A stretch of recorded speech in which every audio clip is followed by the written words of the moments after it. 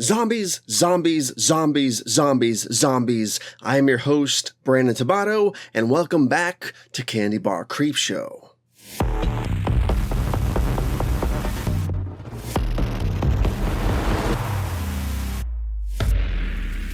All right, ladies and gentlemen, welcome back to Candy Bar Creepshow, and on tonight's episode of the podcast, Candy Bar Creepshow, we are diving back into the fray of zombie classics that I just love. The first episode of this, I guess you could call it a series of Candy Bar Creepshow episodes, we did my top 10 favorite zombie flicks of all time. The episode was a success.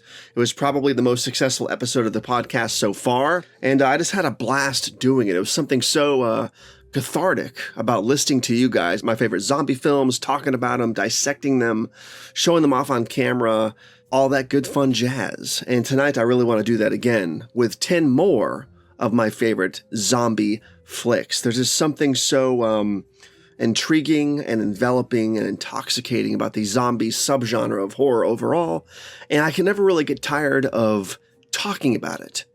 Now, you're probably wondering why I'm doing 10 more in the same field, because you already did your top 10. That's true. And this next 10 will not replace that first top 10. This will be another top 10. So basically, it's going to be number 11 through 20. The first video covered my 1 through 10. This is going to be 11 through 20, my next 10 in line. And then maybe down the road, we'll do a third episode of the podcast, or of this series within the podcast, where I cover number 21 through 30 of my top favorite zombie flicks. Because when it comes down to it, I love zombie flicks so much, it's not out of the realm of possibility for me to have 3 episodes worth of content about my top 30 favorite zombie flicks of all time. Like, I can do a top 10, do another top 10, do another top 10. I could probably do episode 4, 5, and 6 if I really wanted to, but I'm probably not going to do that, because once you get to like 31 on, it gets a little bit diluted. You get a little bit less interested, I think, as far as like your top 30 is a solid, good number, I guess.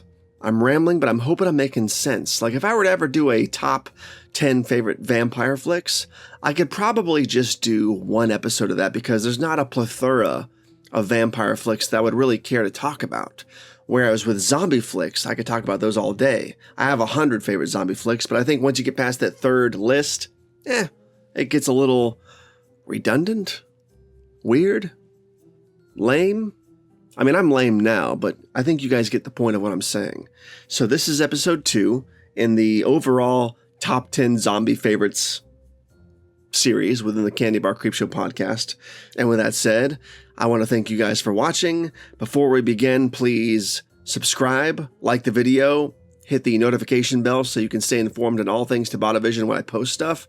And share this around with your friends and family. And then if you haven't watched episode 1 of this sub-series within Candy Bar Creepshow, I implore you to go back and watch episode 1. Maybe pause it here, go back, watch the first top 10 zombie flicks episode, then come back to this, or vice versa. Watch this episode now, then go back and watch episode 1. I implore you to do that, because the first episode is such a fun episode, at least in my personal, humble opinion. I want you guys to share in the joy of my incessant ramblings about the undead. So with that said, I want to welcome everybody to 10 more of my favorite zombie flicks.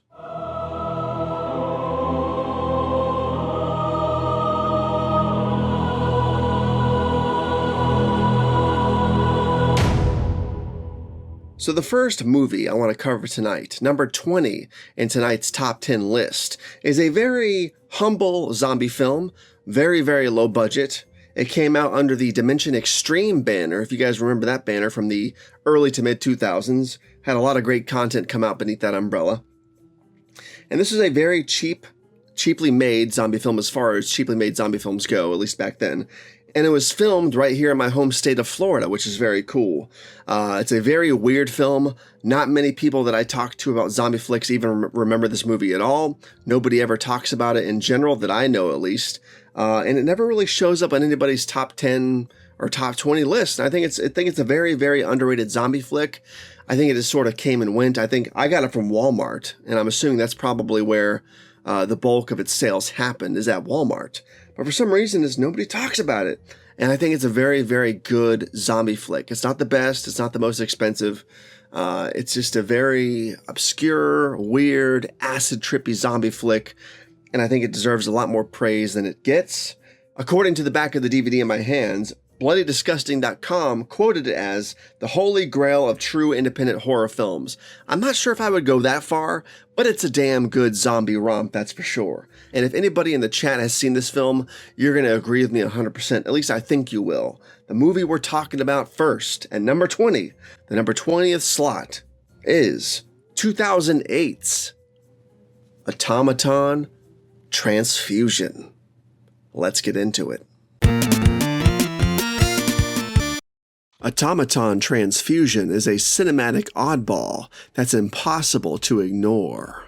Crafted with a shoestring budget of just $30,000 and filmed in the sunny locales of Orlando, Florida, it is a testament to the raw, guerrilla filmmaking that I absolutely adore. The charm of the film lies not in just its humble production origins, but also in its audacious, over-the-top execution. Each scene, a bizarre ballet of jerky frames and eccentric acting that's so bad, it's good. The plot thickens with deliciously absurd horror tropes, zombies resurrected by the U.S. Army in a desperate bid to save human lives, only to backfire spectacularly. 30 years after being shut down, the project restarts and pandemonium ensues as these reanimated corpses, far from being the disciplined soldiers envisioned, unleash havoc, driven by their insatiable hunger for human flesh. Enter a band of plucky high school seniors who dive headlong, or deadlong, into the fray, determined to reverse the undead uprising at all costs. This film's magic is its unapologetic embrace of its own identity. In an era where high definition and polished visual cues were starting to dominate, Automaton Transfusion uses its gritty visuals and frantic pacing to its advantage, making the imperfections part of its charm. The acting swings from wooden to wildly over-exaggerated, matching the frenetic energy of a plot that feels like a fever dream written by a zombie-loving teenager on a sugar rush, or a cocaine rush. Either or, really. Despite its mixed critical reception, where some see a train wreck, I see a bold, unfiltered expression of indie horror creativity. It's like watching a live-action comic book, each frame bursting with enthusiasm that only true lovers of the genre can truly appreciate. It's this infectious enthusiasm that captures why I love this movie. Its heart beats loud and clear, pulsing with the joy and madness of filmmaking. And that's why Automaton Transfusion is more than just a film. It's a wild, chaotic ride that refuses to be forgotten, at least as far as I'm concerned.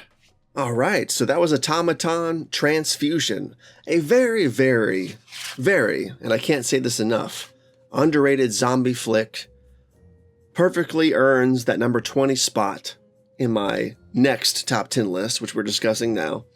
If you've never seen this film, please go watch it, download it, rent it, whatever you have to do, buy it used. I'm so glad I didn't sell this version to Declutter, because I would have been so angry with myself. It's a fantastic film.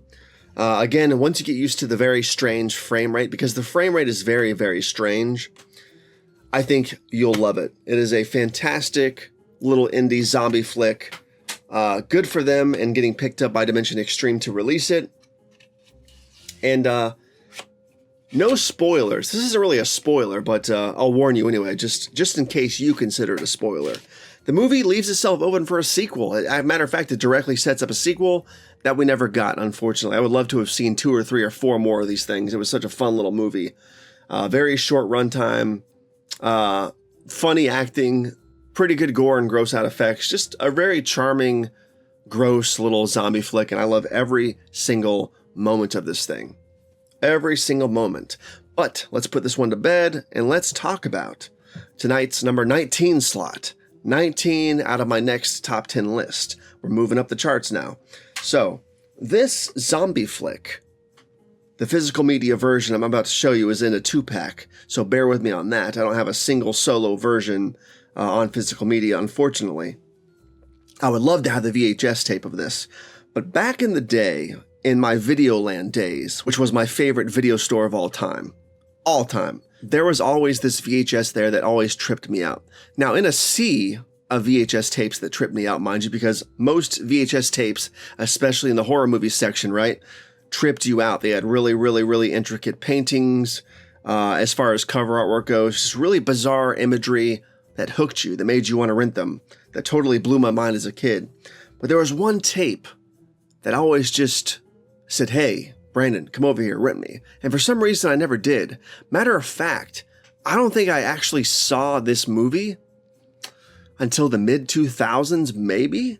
But the imagery looked familiar. And beyond that, I have no idea. I know I'm rambling again, but beyond that, I have no idea if I actually saw the film pre-2005, 2006-ish or not.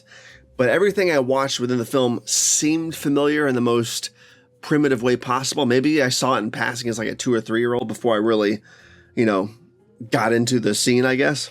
But then again, at 2 or 3 years old, I was already fucking watching Trilogy of Terror, Friday the 13th, Texas Chainsaw Massacre, all that crap. And I had no problem remembering that. It's just something about this movie that we're about to talk about.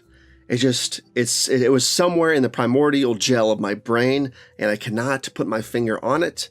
But that's besides the point. Because once I finally saw the film again after buying it on Blu-ray, I fell in love with this movie. I think everybody who watched it did. I like it better than the other title that comes on the 2-pack. That seems to be everybody else's favorite of the two. But I think this zombie flick, because they're not both zombie flicks on this 2-pack, this specific zombie flick is so damn good. It's so weird. It's so creepy in its own way. It's got a very original story, a very original take.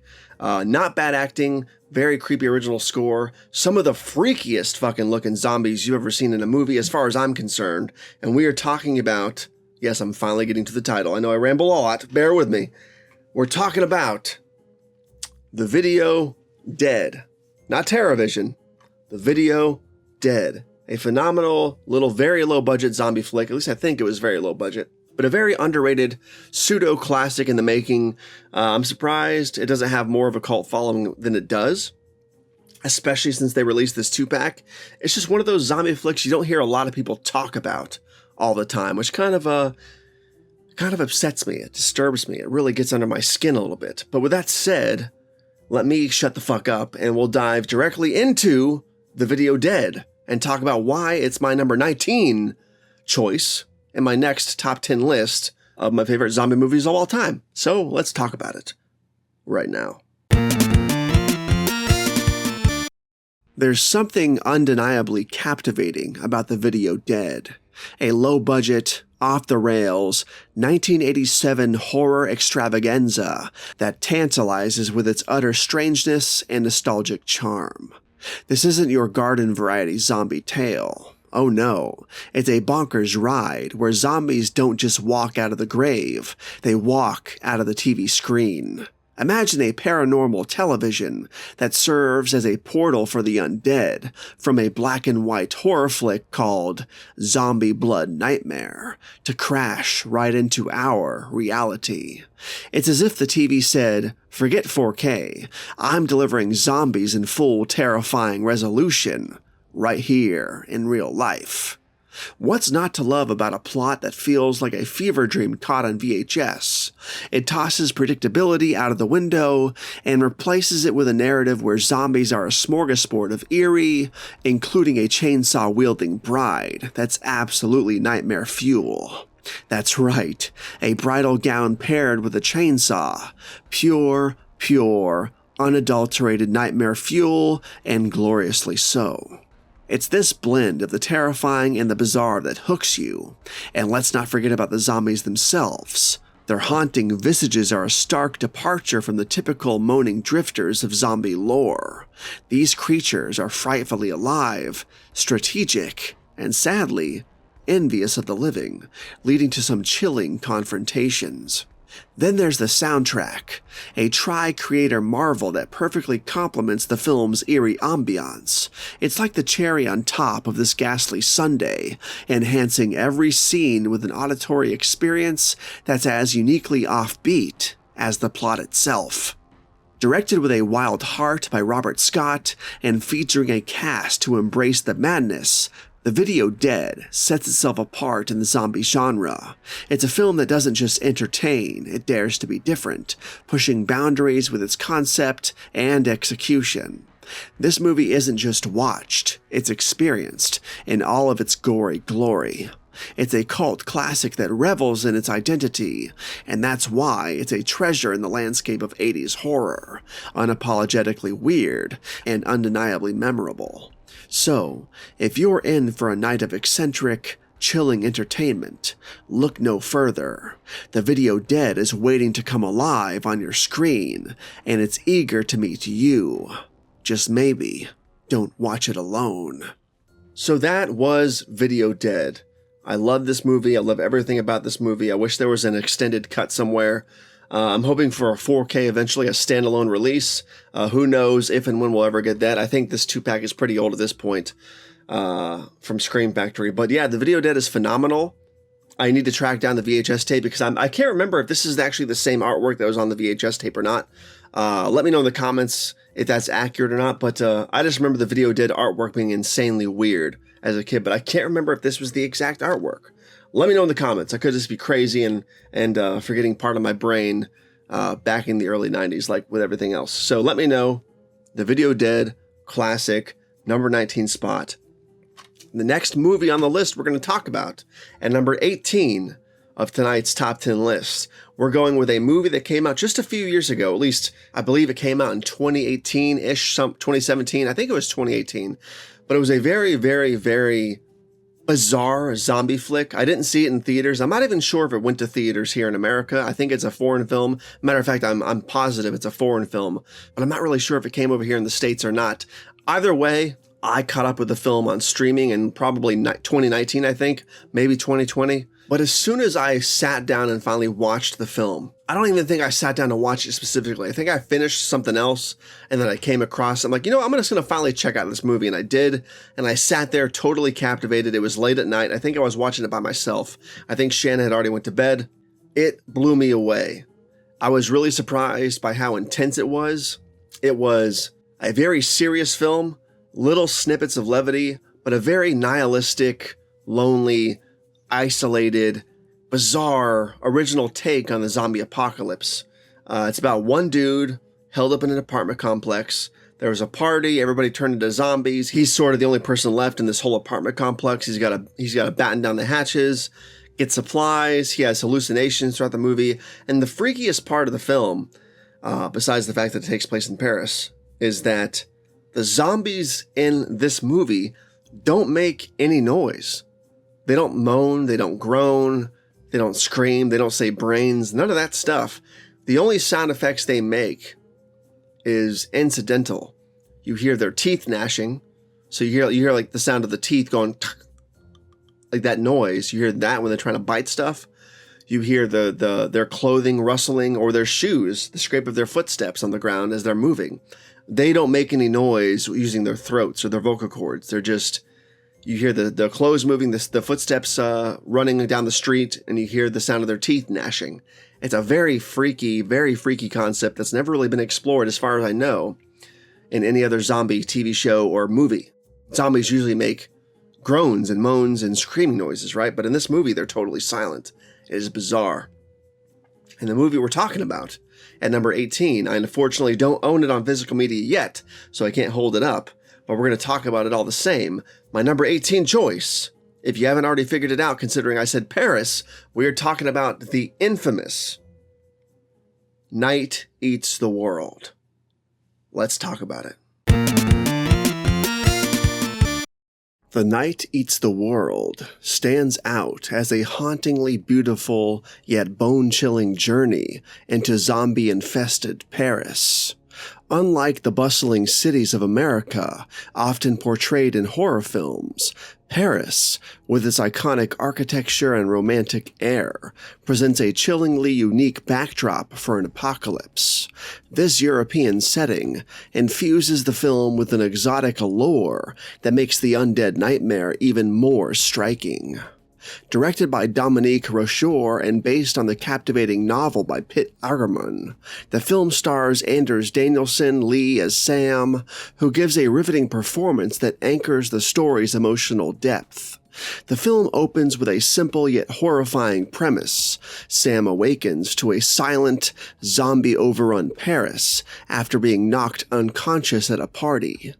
The silence of these creatures, who run swiftly and attack without a sound, except for the eerie gnashing of their teeth, adds a terrifying layer of suspense. The silence is almost louder than any scream could ever be. What really draws me into this film are its masterfully crafted hallucination scenes and nightmare sequences, which are both unnerving and beautifully executed. These moments are not only visually impressive, but also serve to explore the psychological torment of isolation in a world gone mad. The film brilliantly captures long stretches of time, depicting Sam's descent into solitude over the months, which adds a poignant element to the survival story. The zombies in The Night Eats the World are particularly terrifying because of their silent demeanor and rapid movements, creating a stark contrast to the traditional moaning undead. This innovative approach makes every encounter with them a heart-pounding experience. Overall, The Night Eats the World is a refreshing take on the zombie genre. It's not just a film about survival, it's an introspective look at loneliness and the human condition in extreme circumstances. The atmospheric setting of Paris, combined with the film's focus on silence and psychological horror, makes it an unforgettable experience. For those who crave a zombie film that offers more than just gore, but a deep, chilling dive into what it means to be truly alone, this film is a must-watch. So that was The Night Eats the World, a fantastic zombie romp that if you haven't seen, I highly, highly, highly suggest you do. The acting's good, the scares are good, the feeling of dread is palpable, it makes you feel uneasy. There's some truly nightmarish nightmare sequences in the film that are just totally freaky. I mean, when I sat there watching this thing, I was just stressed out the whole time. It's that kind of zombie flick. I love it. But with that said, let's move on to number 17 in tonight's list. And again, I don't have the DVD, VHS tape, Blu-ray in front of me because, like an idiot, when I sold most of my collection to declutter, this is the title that unfortunately went along with it. I have no idea what I was thinking, but I did it. I sold it. I'm an idiot. I have not rebought it, so we're still going to talk about it, but it's my number 17 slot. And we're talking about the epic, low-budget, secretly Sam Raimi produced movie, The Dead Next Door. Crazy, crazy, crazy, bizarre little zombie flick. Crazy puppet effects, a lot of gore and gross out effects, some of the most lovable cheesy acting on the planet, cool locations, impressively cheap set design, but impressive nonetheless. I love everything about this movie. Everything about this movie just kicks ass. I love it. So with that said, let's talk about The Dead Next Door. The Dead Next Door is the epitome of low-budget zombie chaos, a madcap splatterfest that feels like it burst out of a wild, coke-fueled brainstorming session at 3 a.m. It's a ride, it's a riot, and it's a rowdy good time, with zombies that dive deep into the zaniness. The zombie makeup might not win any awards for realism, but the puppet effects, they're a cheesy, over-the-top delight that perfectly encapsulate the film's exuberant embrace of the absurd. The performances? Oh, they're gloriously bad. But there's something irresistibly genuine about how everyone on screen throws themselves into the fray. Terrible dialogue and all. It's like a party everybody's invited to, and the enthusiasm is infectious. You can't help but laugh along as the cast chews the scenery, and occasionally each other. One of the most amusing nuggets about the film is its cheeky guerrilla filmmaking zest, exemplified by a scene shot right in front of the White House. And then there's the delightful trivia that Sam Raimi, yes, the Sam Raimi, produced the film under a pseudonym.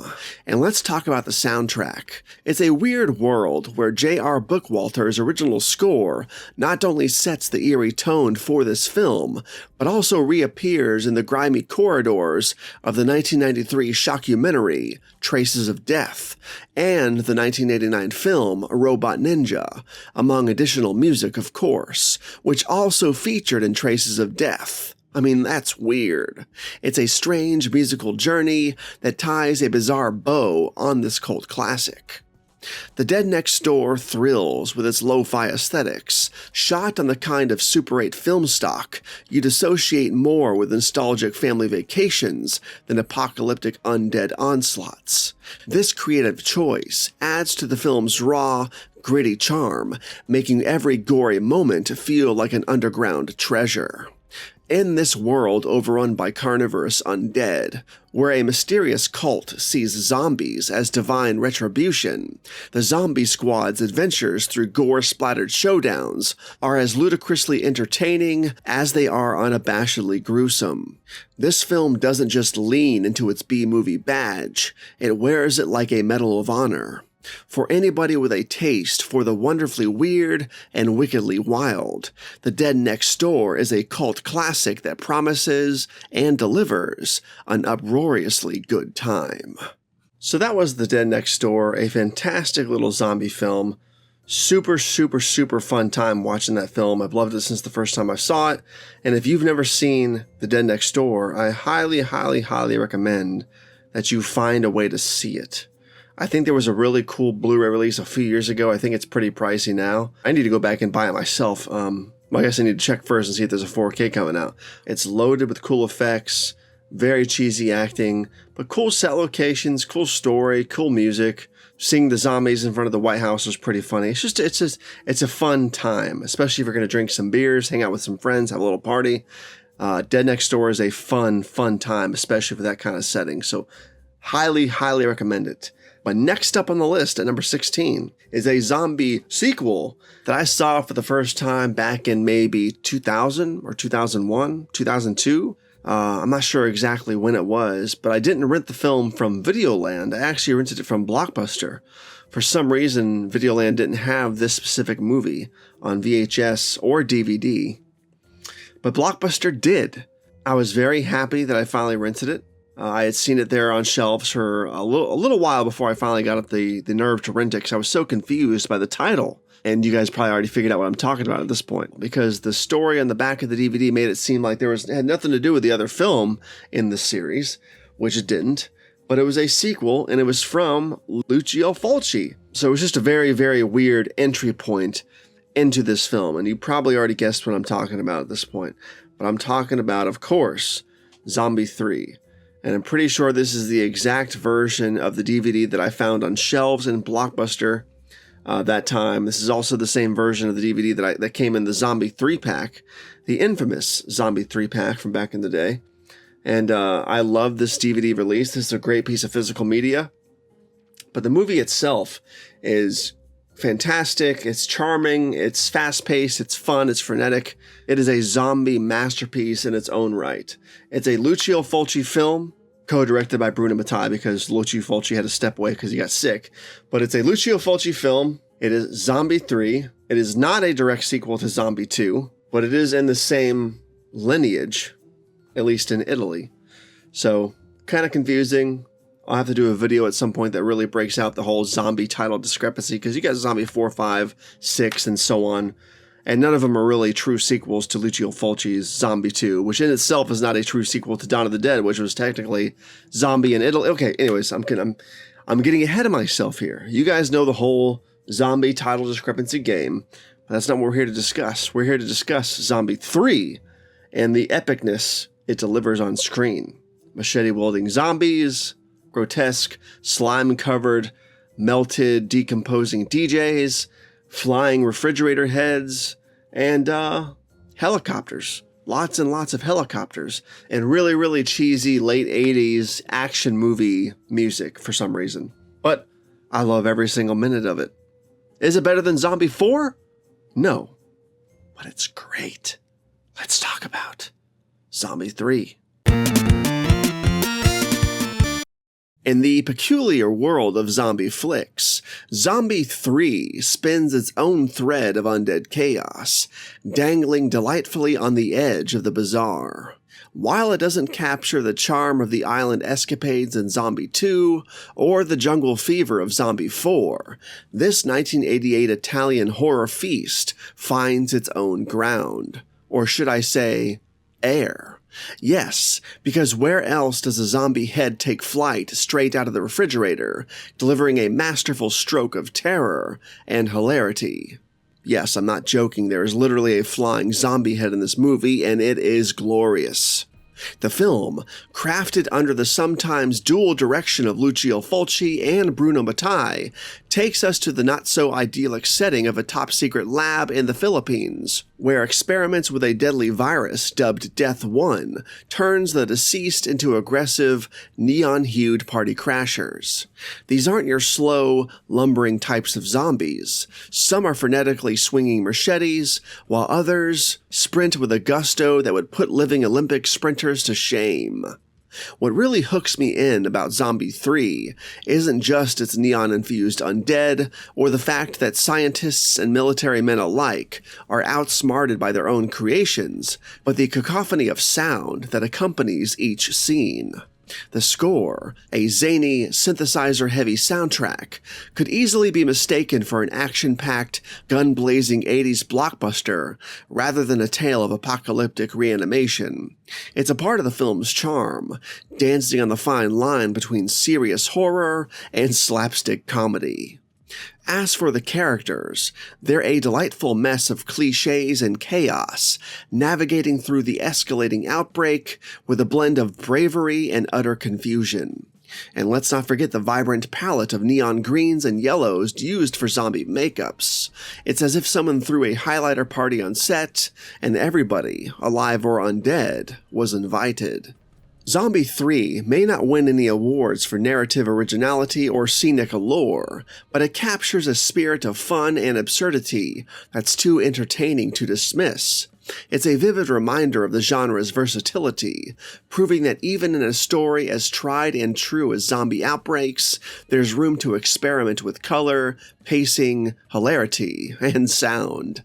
So, while it may not be the crown jewel of its series, it definitely deserves a salute, or should I say, a chef's kiss, for its boldness and vibrant display of the undead. And of course, flying zombie heads. So that was Zombie 3. Raving good time. Love this flick. R.I.P. Lucio Fulci. Fantastic stuff. Everything about this movie I love. I wouldn't change a thing. It's hilarious. It's weird. It's cheesy. It's psychedelic. It is just bizarre. Bizarre is probably the best word to describe it. And where else can you find a flying zombie head? Nowhere else but Zombie 3, that's for sure. But moving on to my number 15 on the list, and that is the infamous Zombie Holocaust. I like it better than Zombie 3. Fantastic little zombie film. There are both zombies and island natives in this movie, both working as antagonists to the film's central heroes. Ian McCulloch is back in the fray, fighting zombies, the same as he was in Zombie 2. He is not playing Peter West, he's playing a different character, but the whole film is sort of structured and set up in the same vein as Zombie 2. It's quite weird. It's like a spiritual successor, not even a successor, a mirror image from an alternate reality version of Zombie 2 or something. It even uses stock footage from Zombie 2 sometimes. This was released in the States as Dr. Butcher, MD. It was an American cut of the film. It was way different than this. Or at least I'm assuming it's way different. I have to go back and watch it to make sure. But it's a different version than this, but this is the true edition, Zombie Holocaust, the original title. Fantastic little weird zombie flick.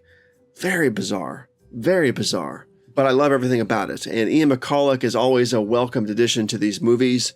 I wish he had done more stuff, especially in this weird Italian horror segment of zombie history. It's just fantastic stuff. So with that said, before I incessantly ramble on further, let's dive into the meat and potatoes of Zombie Holocaust.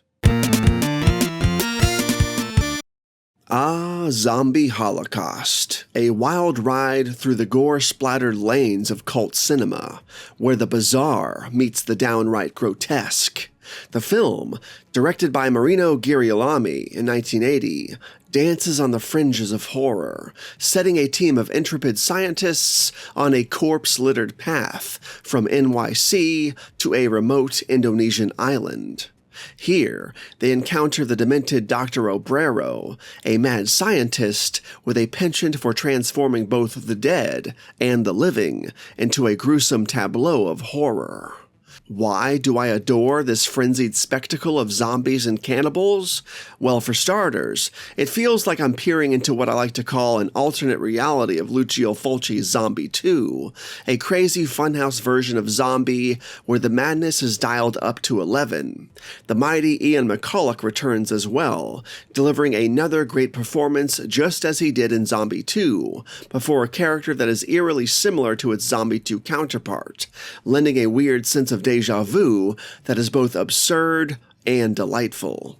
It's a hoot to see bits of Zombie 2 footage reused as well, creating a patchwork of horror that somehow fits perfectly into the chaotic narrative of Zombie Holocaust. The aesthetic of the undead here is undeniably cool. The zombies boast a look that's as iconic as it is terrifying, and the cannibals, oh the cannibals. They are not your garden variety zombies, but their inclusion adds a delicious twist to the traditional zombie fare, enriching the island's lore and escalating the stakes. Released in the US under the delectably macabre title Dr. Butcher, MD, the film revels in its unapologetic schlock. The uncensored, uncut American version even kicks off with a prologue stitched together from an entirely different film, setting the tone for a narrative that's as disjointed as it is entertaining. This film isn't just a horror movie, it's a carnival of carnage, a delightful spectacle of the absurd.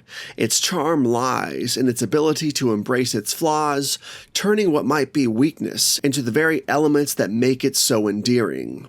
The very fact that it's considered to be a bad movie by some only enhances its appeal to fans of Italian gore films, standing as a testament to a time when horror wasn't afraid to be outrageous or nonsensical. Zombie Holocaust is more than just a film, it's a celebration of excess, a testament to the era of exploitation cinema, where more was always better, and where the gruesome and the ridiculous could coexist in wonderful harmony. It's precisely this bold, unrefined audacity that makes it such a blast to watch, ensuring it a special place in the annals of cult cinema, and in this list. So that was Zombie Holocaust, number 15 on the next top 20 list. Great, great stuff. Highly recommend this zombie flick, especially if you've never seen it. You're going to love it, I promise.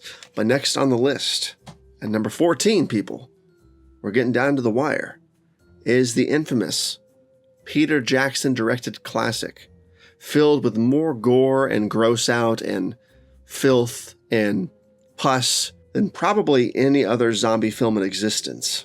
And that is, of course, the infamously great Dead Alive, aka Brain Dead. Zombie grandmas, zombie pastures, mutant zombie babies, a lawnmower taking out dozens of zombies in a very gory, disgustingly awesome scene, monkeys getting punched in the face by vicious rat monkeys, the whole shebang. Everything about this movie is fantastic. So with that said, let's dive in to Brain Dead right now. Dead Alive, also known as Brain Dead, directed by the masterful Peter Jackson, is an exuberant gore fest that celebrates the zenith of splatter with a cartoonish zeal unmatched in cinema. This 1992 New Zealand marvel not only sprays the screen with creative carnage, but does so with a comedic grace that elevates it beyond mere horror to a gory work of art. This movie checks all the boxes for what makes a cult classic tick: a lovable cast, a memorable score, and characters that stick with you long after the credits roll. The zombie makeup effects and puppetry are nothing short of phenomenal, painting every frame with a delightful and disgusting detail. It's this frantic tone, this unabashed embrace of the cartoonish vibe, that makes Dead Alive a sheer joy to watch. The over-the-top gore scenes, including a notorious lawnmower massacre, are so revoltingly gross that they loop right back around to being utter hilarious. Among one of the most hilarious moments in the film is when the chimp gets sucker punched by the infamous rat monkey, accompanied by a perfectly timed sound effect, and the scene where a priest battles zombies while proclaiming his divine duty to kick ass for the Lord. These moments encapsulates the film's ability to blend horror with humor seamlessly. The infamous pudding scene, where the disgusting meets the dinner table, is a prime example of the film's ability to make your stomach turn while tickling your funny bones. Dead Alive is probably the most wild zombie flick ever concocted, resembling a live-action cartoon more than any traditional horror film. It's an all-out splatterfest that leaves no stone unturned and no limb unsevered. At its heart, though, the film follows Lionel, a mild-mannered man whose life spirals into chaotic darkness as his mother, infected by a bite from the bizarre rat monkey, turns into a zombie, kicking off a domino effect of infections. Lionel's desperate attempts to maintain normalcy and contain the outbreak under his own roof lead to some of the most absurdly funny and gory sequences in cinematic history. Despite its brilliance, Dead Alive was in fact a box office bomb, grossing only a fraction of its budget at the time of its release. Yet, it has since clawed its way into the hearts of horror aficionados everywhere, revered as one of the goriest films ever made. It's a testament to the film's unique charm that despite its initial commercial failure, it has garnered a loving cult following, appreciated by fans who crave its unique blend of horror, humor, and gross out. Truly, Dead Alive deserves far more mainstream love than it receives. Its blend of innovative special effects, cheeky dialogue, and relentless pacing makes it a standout in the horror genre, proving that even the grisliest of tales can be told with a wicked smile. Every watch is a reminder of why I adore this film to the core. It's an unrestrained romp through the zany and the macabre, making it a must-watch for anybody who loves their horror movies served with a hefty side of laughs. So that was Braindead, aka Dead Alive. Fantastic, fantastic zombie flick. Fantastic gore and gross out film. Peter Jackson's early work was just so damn good. Not that it's bad now, it's just there's something so weird and avant-garde and bizarre about his early entries. This, bad taste, just weird stuff, and I love it. So with that said, let's move on to number 13 on tonight's list, out of the next top 10 zombie flicks list. Number 13 is the infamous Italian zombie flick from the 90s. I believe it came out in 94. Fantastic cinematography, fantastic score. The acting is really good. I love the script. I love the story. I love the really bizarre nature of how things play out. Again, the cinematography is fantastic. The lighting's really good. The set pieces and the locations are second to none. And the practical effects and the makeup effects are just dripping with atmosphere, man. It's so good. The zombies look so freaky and so original, and every design is just totally different. The Grim Reaper with the giant angel wings is awesome. So much cool stuff in this film, man. And of course, I'm talking about the Rupert Everett vessel, the 1994 film Cemetery Man, aka Della Morte dell'Amore. A fantastic Italian zombie classic as far as I'm concerned. And with that said, let's dive in to Cemetery Man and talk about it right now. Step into the bizarre and bewitching realm of Cemetery Man, aka Della Morte dell'Amore, a film that's as much a feast for the senses as it is a freak show of frights. Picture Rupert Everett wandering through the fog-draped grounds of a cemetery so atmospheric it's practically its own character in the film. This isn't your garden variety zombie flick. It's an artful amalgamation of dread and dark humor, topped with a dash of European elegance. The film bathes in its own moody glow, where each frame, dripping with lush cinematography, makes the macabre feel almost majestic. The atmosphere here is thick, a blend of fog, shadows, and whispered secrets, and the undead rise with a stylistic flair that could only come from the mind of Mikel Soavi. This cemetery, under Everett's watchful eye, isn't just a resting place for the dead, but a playground for cinematic creativity of horror. Everett's Francesco Della Morte is more than just a caretaker of the cemetery. He's a lonely heart in search of meaning among the mausoleums. Anna Fauci, as his tragic love interest, glides through scenes with an ethereal beauty that's both haunting and tragic. Then there's Francois Haji Lizardo's Nagi, whose comedic timing is delivered in one-word utterances that resonate deeper than most lengthy dialogues. The true phenomenon of this film lies in its ability to be so many things at once, hilarious yet harrowing, grotesque yet gorgeous, and so on. Each zombie that shambles out of the ground is a masterpiece of makeup and effects, distinct and disturbing in their decay, and the Grim Reaper, a spectral vision that chills even as it captivates. Cemetery Man delves deep into the philosophical muck of existence, poking at questions of life, death, and what it means to truly be alive. It's a film that tickles the funny bone and prods the psyche, making you ponder even as you recoil in horror. I've loved this film since the first time I watched it years ago, with its blend of fright and fancy, proving that even in a genre as trodden as the zombie film, there's room for innovation, introspection, and a whole lot of insanity. Cemetery Man isn't just loved, it's relished for its daring to be different in a landscape littered with the undead. Alright, so that was Cemetery Man. Fantastic, fantastic, fantastic masterpiece of a film, of not just horror, of not just zombies, but of film itself. Fantastic stuff. Highly recommend Cemetery Man. And moving on to the last few remaining titles, the last two actually. The next on the list is number 12. It is a 2008 found footage zombie romp through chaos that I've loved since the first day I popped it in that DVD player after buying it at Walmart. It is so damn good. I regret selling the DVD to declutter, but I'm glad I own the Blu-ray at least. I've still got to get the Steelbook at the time that I'm recording this video, but that's besides the point. I'm talking about 2008 George Romero's Diary of the Dead.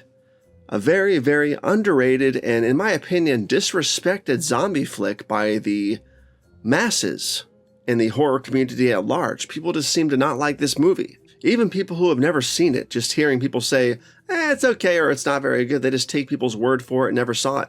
It is very slept on. This is a very, very slept on film, and that's weird to say considering George Romero was George Romero, and this was his 5th zombie outing in the official Dead series, you know what I mean? So it's just bizarre that it was so overlooked, underappreciated, and underrated in every sense of the terminology. It's so good. The cast of characters is good. The acting is here and there. It's iffy. It's kind of good. It's kind of bad, but it works within the context of the film. Really, really stressful, nihilistic vibes from this film. It's a found footage film cut together to look like a finished documentary that they recorded while they were making the film. It's sort of like a you're watching a finished piece of the mockumentary, or of the documentary, that they made. It's just, I'm explaining this all wrong, but once you watch the film, you'll get what I'm talking about. It's just, oh man, it's so good. It's so damn good. Super underrated, man. I can't stress to you guys how underrated this zombie flick is. The zombie makeup effects are really good. Nicotero did the zombie effects makeup in this movie. He does really, really, really good work, obviously. And it really shows in this movie. There's some creepy stuff in a hospital setting. There's a burned zombie walking down the street. It's a lot of weird, macabre stuff. I can't believe this movie didn't do better than it did. And I can't believe it sort of has this lackluster reputation, unfortunately, because it's such a damn good zombie flick. Again, it's another Dimension Extreme title. This came out the same year that Automaton Transfusion came out, so two really good zombie flicks came out that year from Dimension Extreme. Maybe more. I think the Zombie Diaries might have come out the same year too, but I could be wrong. Anyways, let's dive into George Romero's classic, as far as I'm concerned, 2008's Diary of the Dead. Let's talk about it. Hop on the found footage train with George A. Romero's Diary of the Dead, a flick that slathers on the gore with a generous slide of raw, jittery terror, while successfully dodging the motion sickness that often accompanies the genre. Unlike its predecessor, Land of the Dead, and the follow-up, Survival of the Dead, this film is a standout chapter in Romero's iconic zombie saga, revitalizing the undead narrative with an intimate, you-are-there eeriness that feels more like a confessional than a cinematic undertaking. Released in 2008, Diary of the Dead takes us back to the terrifying beginnings of the zombie apocalypse. The story unfolds through the lens of a group of film students who set out to make a horror movie and end up documenting their own survival saga. As reality blurs into horror, the authenticity of the found footage style isn't just a gimmick, but the heartbeat of the film, pulsing with real-time reactions that keep you glued to the screen. What makes this Romero resurrection truly gripping is the way it plays out, like an accidental horror diary. Yes, the dialogue might sometimes dip into the cheese zone, and the acting may not snag any Oscars, but the raw terror? It's as palpable as the fear in the eyes of the characters who wield the camera. There's a visceral thrill in watching these film students navigate a nightmarish landscape, transforming from creators of fiction to chroniclers of their own potential doom. The zombies here are not your garden variety ghouls either. From blood-soaked messes stumbling out of the shadows to the chillingly memorable appearances of the doctor and nurse zombies, Romero's creations remain horrifically captivating. Each zombie encounter is a brush with death, painted vividly with the kind of chaotic artistry that only a master like Romero can deliver. As the narrative hurtles towards its grim but gripping conclusion, the film never loses sight of its critique on media consumption and the desensitization to violence, a theme Romero has marinated in his cinematic blood. The film ends with a gut punch of a message, wrapped in the bleak bow of a world gone mad, leaving us to wonder about the fate of humanity in the hands of the living, not just the undead. For me, Diary of the Dead stands as a testament to Romero's undying genius in reimagining the zombie genre yet again. It's a raw, riveting ride that deserves more credit than it's been given, proving that in the world of walking corpses, there's still plenty of life left in the old bones of the cinematic universe. I just wished we could have continued this direct storyline, exploring these themes and this style, instead of veering off into the less engaging Survival of the Dead. But for what it is, Diary of the Dead captures the terror and the turmoil of a world unraveling in the most chillingly personal way possible. I love this movie. So that's Diary of the Dead, a George Romero classic. See it, buy it, enjoy it, love it, share it with your friends, spread the word about how good of a movie Diary of the Dead actually is, contrary to the public opinion the film seems to have garnered for some reason ever since its inception. It is a very underrated and underappreciated film, and it needs to have its day, as far as I'm concerned. But moving on to the last movie on this list, the number one spot in tonight's top 10, which means it's number 11 in the overall top 20 choices that I have so far. And that is the third outing of a very, very important zombie franchise. The first two films in this franchise are just perfect masterpieces of zombie cinema. This movie is so different and so serious, and it's such a love, romance, Romeo and Juliet style horror film mixed with really ferocious zombie terror, and you have gang violence, and you have weird characters and weird locations and just bizarre antics and just crazy stuff. It is a very weird, awesome, epic, fantastic, unhinged film, and I love every single second of it. I have been watching this film since it came out on VHS at Videoland back in 92 or 93. I think it was 93. I think it had a limited theatrical run, but it definitely didn't play around where I was at. The first time we sort of got a taste of this movie was when it appeared on shelves at the video stores. And of course, I'm talking about The Return of the Living Dead Part 3. Fantastic, fantastic stuff. Definitely worthy of the Return of the Living Dead title, of the franchise title, I should say, but so weird and so apart from the first two films that came before it, and surely nothing like the two films that came after it, 4 and 5. Just a bizarre, perfect in every way zombie romp, and yeah, let's talk about it. The Return of the Living Dead Part 3. Let's dive in. The Return of the Living Dead Part 3 is a film that abandons the playful antics of its predecessors for a deep dive into horror-fueled romance and tragedy. This 1993 installment shifts from the comedic roots of the series to explore a darker, more dramatic tone, making it a standout in the zombie genre for those who crave their undead with a side of serious. Unlike its earlier, more humorous entries, this chapter uses the iconic 2,4,5-trioxin to conjure a love story soaked in the macabre. Our leading duo brings a palpable chemistry to the screen, navigating through a world that's as moody and bleak as it is filled with the raw, unfiltered flair of the early 90s. The cinematography captures this essence perfectly, painting each scene with shades of despair and desperation. The zombie designs are a special effects feast, particularly the unforgettable look of Julie. Her transformation mixes the grotesque with the glamorous, reminiscent of a Hellraiser Cenobite on a romantic quest, spiked with nails and shards of glass that she uses to stave off her brain-eating urges. This self-mutilation as a means to control her zombie cravings adds a layer of tragic depth to her character, making her one of the most unique and memorable zombies in cinematic history. The film's version of Tarman continues the tradition of iconic zombie appearances in the franchise, with a particularly chilling scene involving the zombie tearing off half of its own face.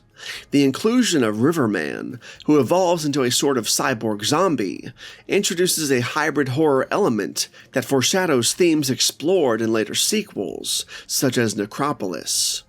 The score of the film complements its dark themes beautifully, weaving through the narrative with eerie melodies that enhance the suspense and the sorrow.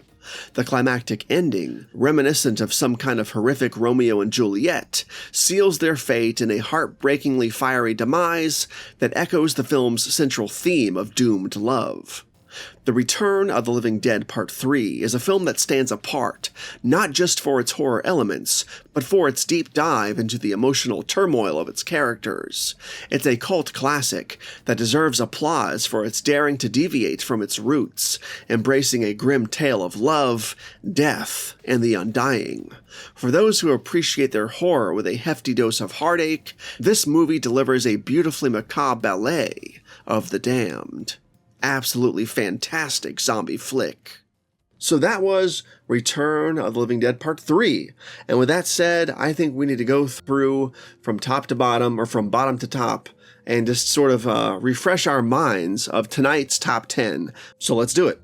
As a matter of fact, no, let's not do that. Let's go through the entire list, this video's list and the first video's list, and show you all the videos in order from number 20 down to number 1 of all the videos we've covered so far, from my top 20 overall favorite zombie flicks. From number 20 to number 1, let's go through it right now.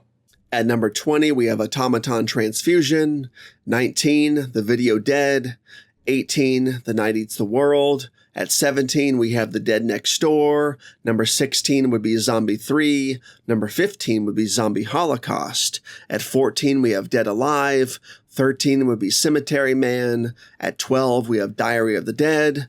At 11, we have Return of the Living Dead Part 3. The number 10 slot belongs to Zombie 4.